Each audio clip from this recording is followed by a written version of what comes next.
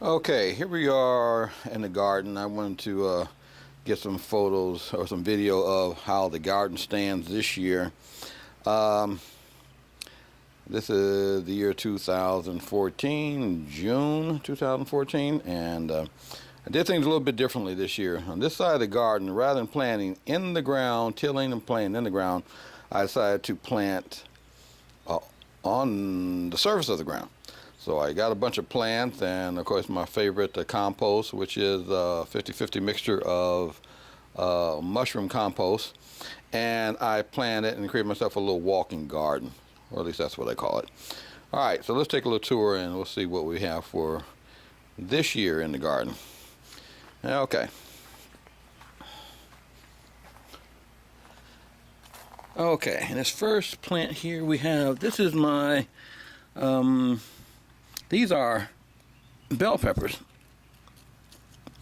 and we see a beautiful little bell pepper plant, and right here we have a little pepper coming up, if I can get it. All right, little pepper coming up, and some more there and there and there and there. So, my first attempt at growing the bell peppers up in the in the pot. Now you can see it's not a very big pot. Don't know the volume of it. In fact, I got this one free from a neighbor who was moving away, and he was more than happy to get rid of a few of them, so I took them. One of the things I like about gardening on the surface is I can control the weeds a lot better, and as I'm getting older, I need to manage my workload a lot better. Okay, over here are some young satsuma orange trees that I planted a couple of years ago. Over this past winter, we had a very unexpected winter here in Florida, and we had a frost. I mean, about 2 inches of snow, and people just freaked.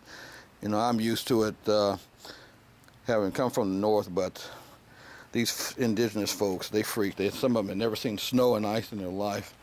So there was some damage to the tree. See, there's a lot of some dead branches, but I'm going to leave them alone and let it grow up around. As you can see, it got new leaves growing up here. This came up out of the root system, so the whole plant isn't dead. So, and they'll produce some gorgeous and satsumas. And here's another bell pepper plant, and here nice little bells starting to grow, beautiful little flowers. And again, as I was saying, one of the things I like about growing above ground and then mulching the ground, it really keeps the weeds down a lot. All right, over here I've got in a larger pot, I've got, these are cantaloupe. And I did have a cantaloupe bulb over here, but some of my little neighbor friends, my animal friends, squirrels and such, I think, kind of got to it, and it got pinched off. But the cantaloupe, oh, here's one here, look, check it out. Look at that. Very good. Very good. So we've got cantaloupe coming up here. And is that another? So there are little cantaloupes on here. We just have to find them in the foliage here. But they're in there, and that's good. That's real good. So they're growing. But anyway, one of the things that I just really love about this, it cuts down on my labor of having to weed. Okay, here's something I've got to get to, but these, I was in Canada. This is a radish plant. A little dry and past their prime actually, so as you can see that they have already bolted. And what I'm going to do is I'm allowing them to continue to bolt and harvest the pods that will form. And you can see the little pods there, and little seed pods, and then you can use those for planting, because these are well past the stage of harvesting. As you can see down here, that's just really pithy and hard, and it will be, you know, if they're edible at all to any degree, they'll be real hot. So those are I'm going to leave those on to produce the pods, and we'll harvest those a little later. Okay, another Satsuma orange tree, another bell pepper plant. Over here, there's my honeydew. I've got a honeydew. Let's see if there's any, if we can find any honeydews forming, and hopefully we will, at least one.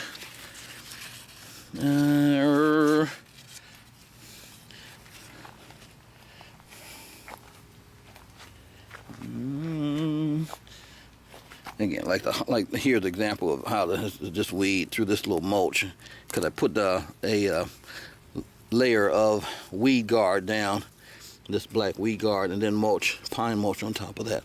So it does, you know, does a real good job of keeping the weeds down. Don't see any honeydew milling here yet, but I'm confident it will come. And then that's another bell pepper, and that's another radish plant there again, already bolted. Okay, over here we've got cucumber that is starting to spread out. And again, these are all from seed, so from last year's seed. It's been real hot down here, and I have to keep these things really watered, although it has been humid. Here's a tabasco plant, and let's see, what do we have growing here? This is tabasco, and we have little tabasco flowers growing, and this is going to be really good. And here and there, in fact, look back here, you can see the little tabasco bulbs. I don't know if you can see that very well. That little guy right in there. Let's see, how can I get that? Yeah, the little tabasco bulbs are growing on there nicely. Here's some more. In fact, here's a little guy right there. You can see him. He's starting to grow, and that's going to be real nice. Have a nice fresh tabasco, hot tabasco. This is another cucumber plant, and I think this one has a cucumber growing somewhere. I saw the other day. Where was it? Where were you?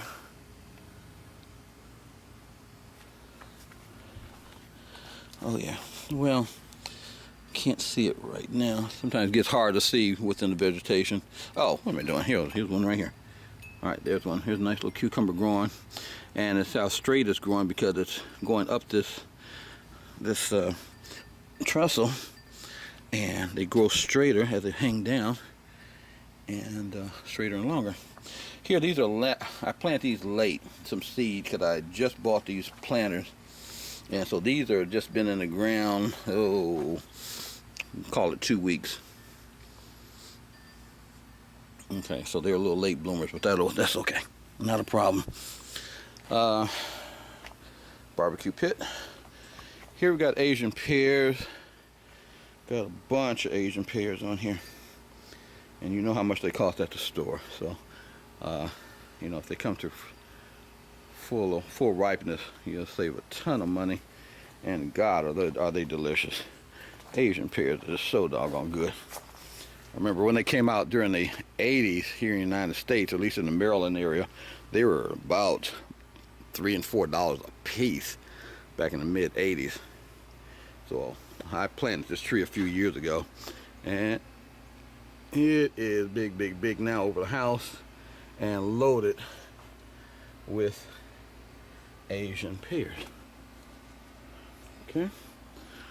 Okay, over here we've got the peach tree, and about 2 weeks ago this guy was just loaded with peaches. He doesn't have a long time to you know, it's a harvest once a year, and it doesn't last very long. because between the birds and the squirrels, you have to really get them off there. I think I was throwing away a ratio of 4 to 1 to each one I kept. They would fall to the ground, and the birds and the bees and the ants would get to them.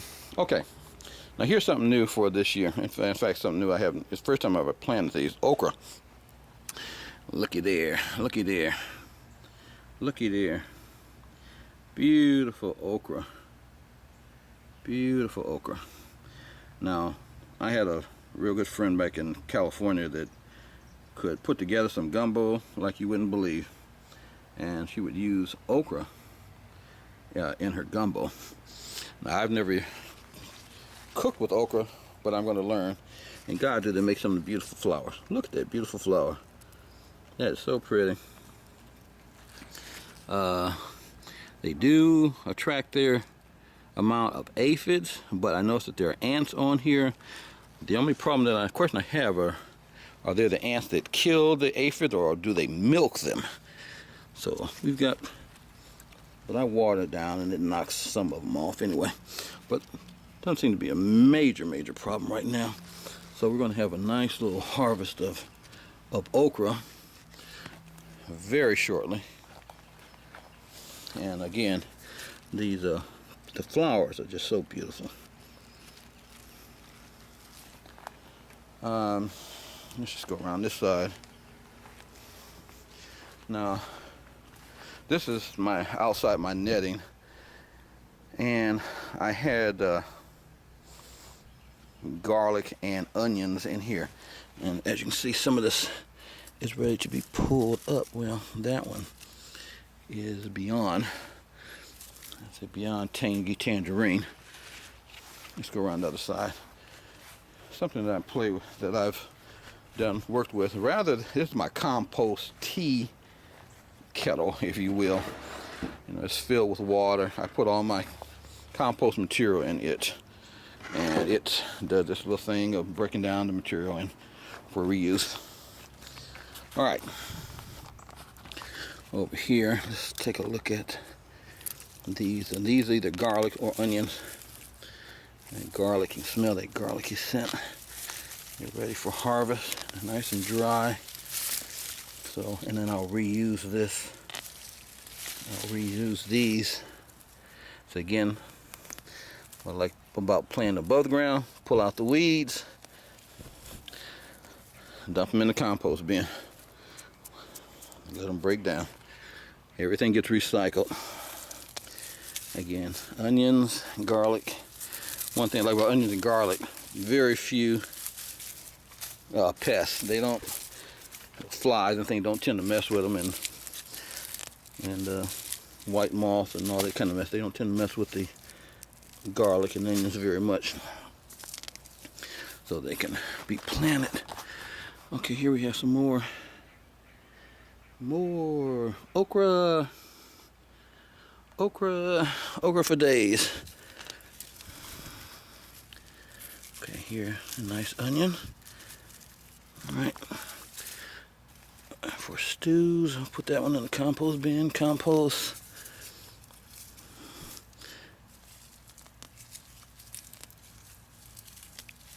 Okay.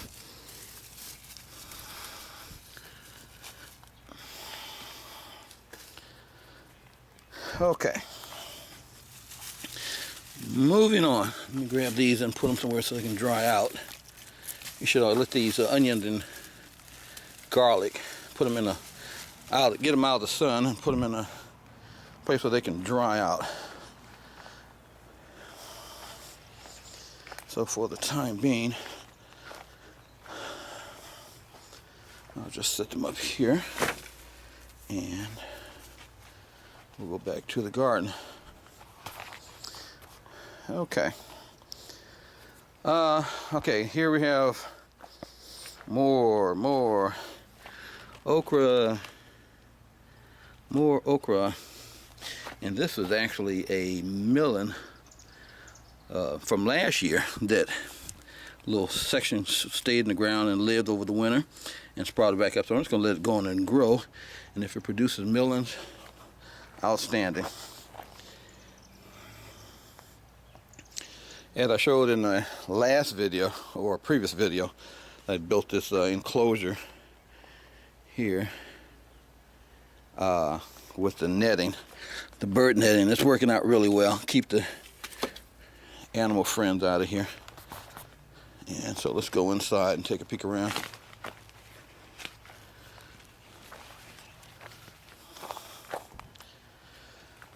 Okay. Again, these, as everyone has told me, don't let them stay on there too long. They get too big. These are about 6 inches long now.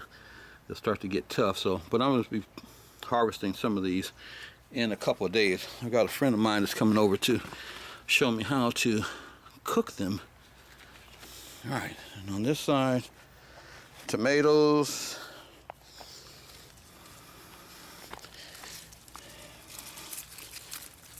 You know, yeah, all the little known pests that tomatoes have. And so here we go. Tomatoes, tomatoes, tomatoes.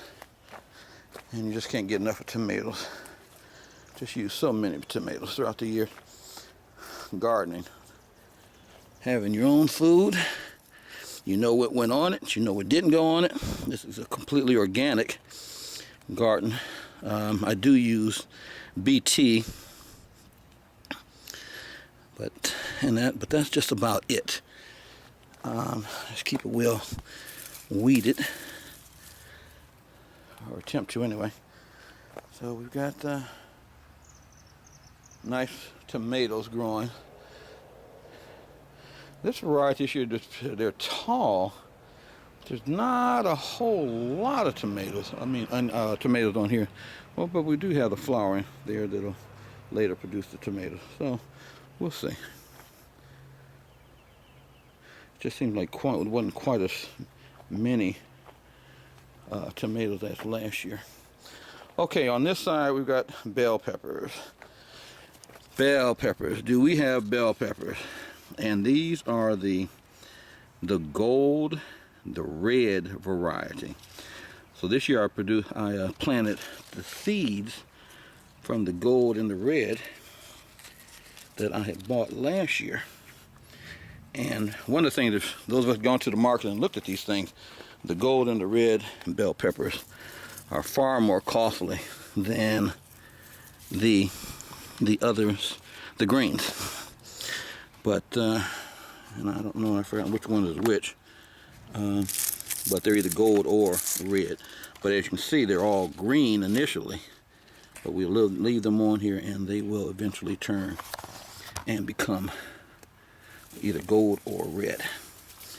Okay, so we've got plenty of bell peppers. In fact, I usually have so much I sell them in my yard sale. Here we got a bunch of them here.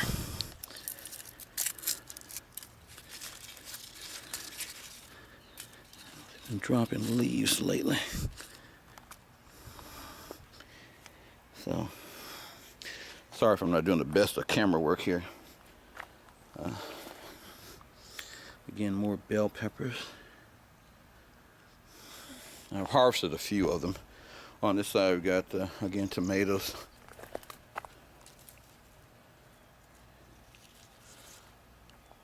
Real lush tomatoes. Again, this is all in a 50-50 mushroom compost, which I am a favorite. Is my favorite, and it hadn't let me down so far. And as I do a little weeding as I'm out here,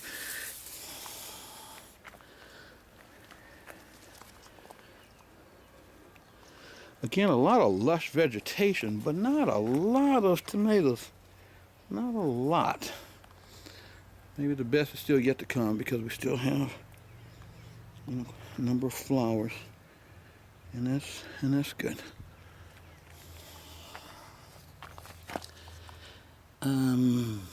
So that's pretty much it. I need to get out here and weed. We've had a lot of rain lately, and got a little friend there, a little wasp.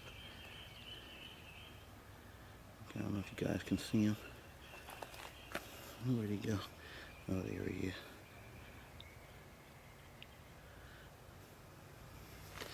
See if I can get him without him stinging me. He flew away. All right, maybe off of the better because I wouldn't like him to sting me. That wouldn't be cool. All right, and here's some more bitter peppers. And that's the garden for 2014. Haven't done a lot of harvesting yet, or much at all. I think what we'll do is get on that okra in another day or two. And in this bed I had bok choy, but I've already harvested that out of there a while back. And I'll come out here and weed this and then plant, I'm not sure what I'm going to plant back here in this bed, but I'll get at it. I'll figure out something. Real hot, humid day here again in Florida. But I'd rather be here hot and sweating than up north. That's a nice, real nice sized tomato. Give you a size comparison. That boy is well bigger than my hand. That thing is huge. So there's not a lot of tomatoes, but the tomatoes that do spring up, they're big. They're really large. Okay, I guess that's about it, basically, for what I have for this year. All right, signing off. Happy gardening, everybody. Bye.